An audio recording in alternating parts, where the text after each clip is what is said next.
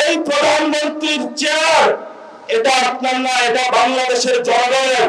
সেই সময়কালীন 5 তারিখে তারেক রহমান বাংলাদেশে ছিল না। বাংলাদেশে ছিল আবার কৃষক, বাংলাদেশে ছিল মজুর, বাংলাদেশে ছিল রিক্সা চালক, বাংলাদেশে ছিল সবচেয়ে বিক্রেতা, বাংলাদেশে ছিল গৃহিণী, বাংলাদেশে ছিল আরব, বাংলাদেশে ছিল ছাত্র। তারেক রহমানের পুরো ছায়া আমরা সেদিন রাজপথে দেখি না।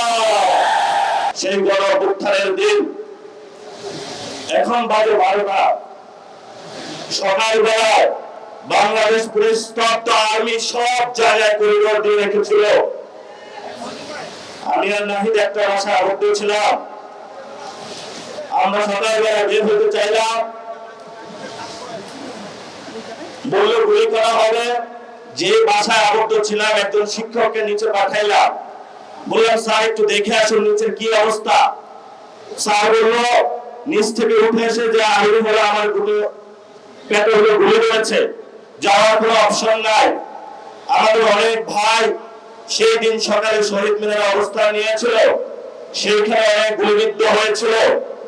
ঠিক এই সময়টাতে বাংলার মানুষ সকল ব্যারিকেড বন্ধ করে, যেখানে এসএসএফ কে 5 মিনিট দেওয়া হয়েছিল, শেখ হাসিনাকে 5 মিনিট দেওয়া হয়েছিল, যে হয়তো বাংলাদেশের মধ্যে 5 মিনিটের মধ্যে তোমরা এখানে জীবন দিবা অথবা ভারতে বেড়াবা। সেই সময় আপনারা পুরো বাংলাদেশ ঐক্যবদ্ধভাবে পুরো বাংলা রাজপথে নেমে এসেছিলেন। সেই সময়কালীন 5 তারিখে তারেক রহমান বাংলাদেশে ছিল না।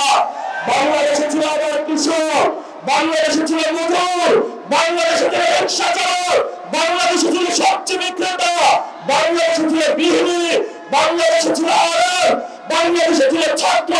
তারেক রহমানের পুরো ছায়া আমরা সেদিন রাজপথে দেখি না। নতুন করে বাংলাদেশে এসেছে, হার গতি বুঝার আগেই সব সিদ্ধান্ত নেওয়া শুরু করেছে। আমরা বলেছি আপনাকে স্পষ্ট, আপনি যদি ক্ষমতায় থাকতে হয় আপনি গণভোটের রায় বাস্তবায়ন করতে হবে। যেই পরিস্থিতি পাকিস্তানি জান্তারে হয়েছিল বাংলার জনগণের রায় না মানার কারণে, সেই পরিস্থিতি আপনার সাথে হবে।